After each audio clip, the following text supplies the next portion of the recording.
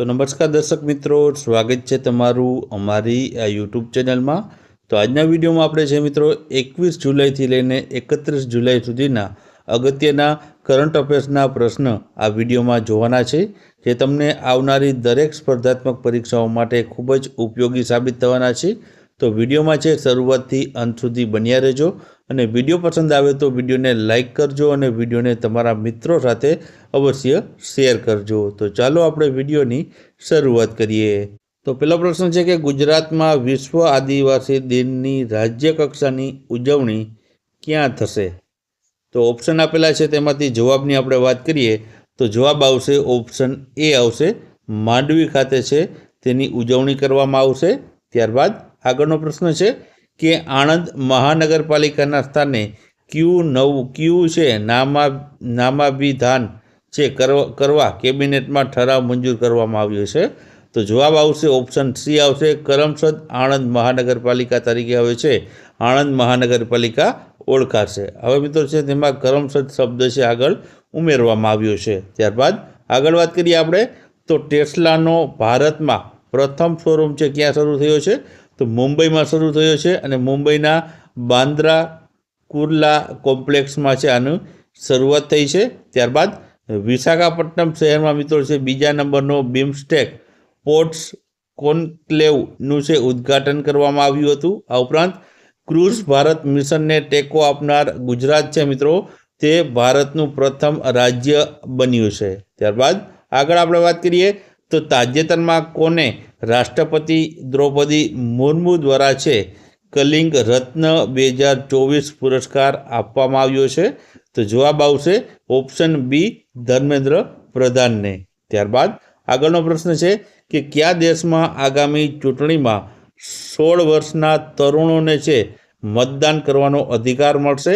તો જવાબ આવશે મિત્રો ઓપ્શન બી આવશે, બ્રિટન જે છે દેશમાં છે આ જે છે ઠરાવ અથવા તો આ મંજૂરી આપવામાં આવી છે। હવે 16 વર્ષના જે તરુણ લોકો જે છે તે આમાં મતદાન હવે ચૂંટણીમાં કરી શકશે।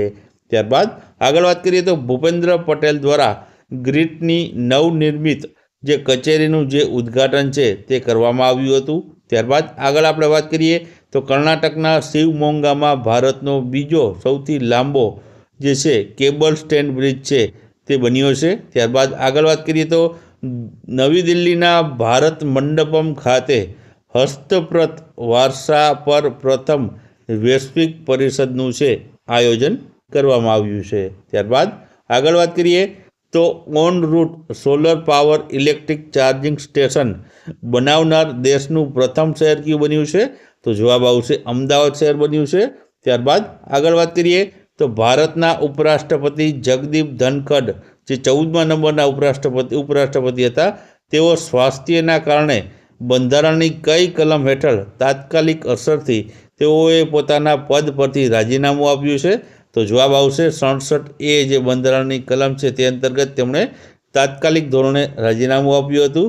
ત્યારબાદ આગળ વાત કરીએ તો ભારતને ફાઇટર એરક્રાફ્ટ LCA-MK-1A માટે અમેરિકા તરફથી GE-404 એન્જિન છે તે મળ્યું છે। ત્યારબાદ ઇંગ્લેન્ડે છે 2031 સુધી છે વર્લ્ડ ટેસ્ટ ચેમ્પિયનશિપની ફાઇનલનું આયોજન છે મિત્રો હવે ઇંગ્લેન્ડ દેશમાં છે 2031 સુધી થવાનું છે। આ ઉપરાંત વિમ્બલ્ડન 2025 પુરુષ સિંગલના વિજેતા મિત્રો જેનિક સિનર છે। અગાઉના વિડીયોમાં આપણે ભૂલથી છે તે એલ્ક્રોસ કાર્ઝેટને મિત્રો આપણે જે છે વિજેતાનું જે છે તેમાં ટીક થઈ ગયું હતું, તો આમાં સુધારો છે 16 જુલાઈમાં જે આવેલો હતો તેમાં જવાબ જેનિક સિનર આવશે। ત્યારબાદ આગળ વાત કરીએ તો સાપુતારા મોન્સૂન ફેસ્ટિવલ 2025નો શુભારંભ છે તે કોણ કરાવશે? તો જવાબ આવશે ઓપ્શન સી, ભૂપેન્દ્ર પટેલ દ્વારા છે આનો શુભારંભ કરાવવામાં આવશે। ત્યારબાદ તાજેતરમાં કોણે ઇન્ટરનેશનલ મોનેટરી ફંડ એટલે કે IMFના ડેપ્યુટી મેનેજિંગ ડિરેક્ટર પદ પરથી રાજીનામું આપ્યું છે? તો જવાબ આવશે ઓપ્શન બી, ગીતા ગોપીનાથે। ત્યારબાદ આગળ વાત કરીએ તો ભારત અને સિંગાપોર વચ્ચે 32મા નંબરની સિમ્બેક્સ 2025 લશ્કરી કવાયત છે તે યોજાશે। ત્યારબાદ આગળ વાત કરીએ તો WHOએ છે લેનાકાપાવીર જે છે નામની રસીનો ઉપયોગને મંજૂરી આપી છે જે HIV માટેની રહેલી છે। ત્યારબાદ ભારતમાં ફીડા વર્લ્ડ કપ 2025 છે મિત્રો, જે ચેસ માટેનો છે તે આયોજન ભારતમાં થવાનું છે।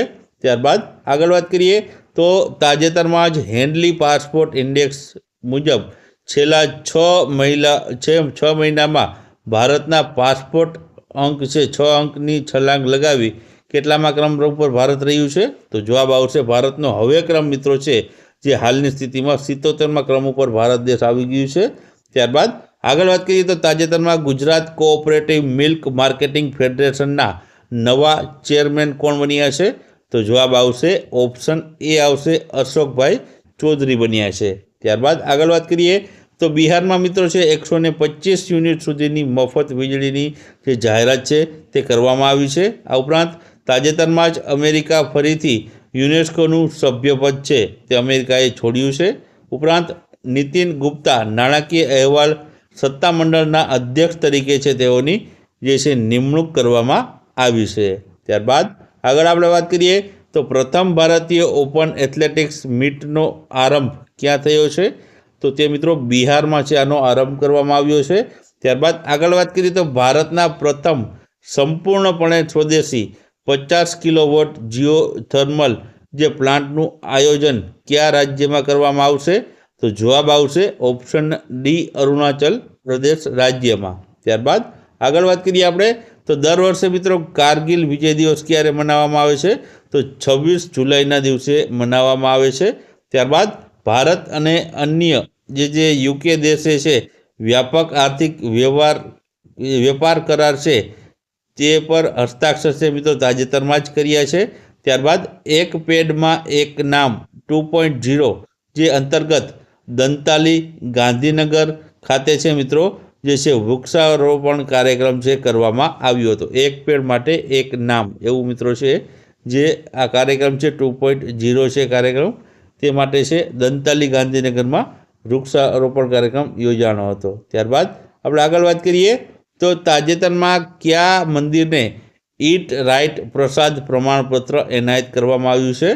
તો જવાબ આવશે ઓપ્શન એ આવશે અંબાજી જે છે મંદિર છે તેને। ત્યારબાદ આગળ વાત કરીએ આપણે તો ASI એટલે કે આર્કિયોલોજીકલ સાઇટ જે આર્કિયોલોજી સર્વે ઓફ ઇન્ડિયા છે તેમણે લંગકુન જે રોપવેને રાષ્ટ્રીય મહત્ત્વના સ્મારક તરીકે જાહેર કર્યું છે તો તે આ કયા રાજ્યમાં આવેલું છે? તો મિત્રો આ છે ઓપ્શન સી આવશે મિઝોરમ રાજ્યમાં આવેલું છે।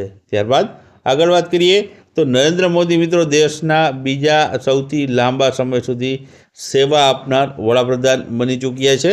આ ઉપરાંત આગળ વાત કરીએ તો ભારતનો પ્રથમ ખાણકામ પ્રવાસન પ્રોજેક્ટ ઝારખંડ રાજ્યમાં શરૂ થશે। આ ઉપરાંત તાજેતરમાં શ્રીલંકા દેશમાં અશોક સ્તંભની જે પ્રતિકૃતિનું અનાવરણ છે તે કરવામાં આવ્યું છે। ત્યારબાદ આગળ આપણે વાત કરીએ તો FISM 2025માં જાદુગરનો ઓસ્કર જીતનાર પ્રથમ ભારતીય કોણ બની છે?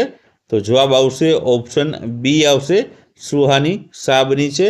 ત્યારબાદ આગળ વાત કરીએ આપણે તો રામસર સંમેલન ઓન વેટલેન્ડ્સના કોન્ફરન્સ ઓફ ધ પાર્ટીઝ એટલે કે COP15ની 15મી બેઠકનું આયોજન ક્યાં કરવામાં આવ્યું હતું? તો જવાબ આવશે ઓપ્શન સી આવશે ઝિમ્બાબ્વે ખાતે। ત્યારબાદ આગળ વાત કરીએ તો પોર્ટુગલ સ્પોર્ટ્સ મીટમાં ભારતના મુરલી શ્રીશંકરે લાંબી કૂદનો ખિતાબ છે પોતાના નામે કર્યો છે। ત્યારબાદ ભારત સિંગાપોરની સંયુક્ત લશ્કરી કવાયત બોલ્ડ કુરુક્ષેત્ર છે તે મિત્રો છે યોજાશે। ત્યારબાદ વારાણસી ખાતે મિત્રો યુવા આધ્યાત્મિક સમિટનું આયોજન કરવામાં આવ્યું છે। ત્યારબાદ આગળ વાત કરીએ આપણે તો મિષ્ટી યોજના હેઠળ જે છે ગુજરાત ચેરના વાવેતર સાથે દેશમાં કેટલામાં ક્રમ ઉપર છે? તો જવાબ આવશે ઓપ્શન એ આવશે ગુજરાત પ્રથમ ક્રમ ઉપર રહ્યું છે। ત્યારબાદ આગળ વાત કરીએ તો તાજેતરમાં કયા શહેરમાં ભારતના પ્રથમ હાઇડ્રોજન સંચાલિત ટ્રેન કોચનું સફળ પરીક્ષણ કરવામાં આવ્યું છે? તો જવાબ આવશે ચેન્નઈ ખાતે। ત્યારબાદ આગળ વાત કરીએ આપણે તો ચીને છે મિત્રો અરુણાચલ પ્રદેશ રાજ્યની સરહદને અડીને આવેલા જે નિંગચિંગ છે ત્યાંથી દુનિયાના સૌથી મોટા હાઇડ્રો પાવર ડેમનું નિર્માણ કાર્ય શરૂ કર્યું છે। ત્યારબાદ આગળ વાત કરીએ તો મેરી પંચાયત મોબાઈલ એપ્લિકેશનને world summit on the information society એટલે કે WSISમાં પ્રાઇસ 2025માં ચેમ્પિયન એવોર્ડ મળ્યો છે. આ ઉપરાંત પહેલી સ્વદેશી મલેરિયા રસી મિત્રો છે તે છે એડફાલ્સીવેક્સ છે, જે તૈયાર કરવામાં આવ્યું છે. ત્યારબાદ આગળ વાત કરીએ તો મહિલા ચેસ વર્લ્ડ કપ જીતનાર પ્રથમ ભારતીય મહિલા ચેસ ખેલાડી કોણ બની છે? તો તાજેતરમાં જ મિત્રો આ છે દિવ્યા દેશમુખ બની છે.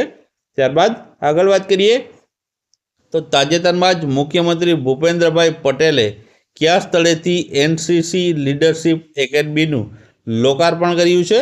તો જવાબ આવશે આણંદ ખાતેથી. ત્યારબાદ આગળ વાત કરીએ આપણે તો અનુરાધા ઠાકુર મિત્રો છે RBI સેન્ટ્રલ બોર્ડના ડાયરેક્ટર તરીકે તેની નિયુક્તિ કરવામાં આવી છે. ત્યારબાદ આગળ વાત કરીએ તો દિલ્હીમાં રાષ્ટ્રીય સહકારી નીતિ 2025નું અનાવરણ કરવામાં આવ્યું હતું.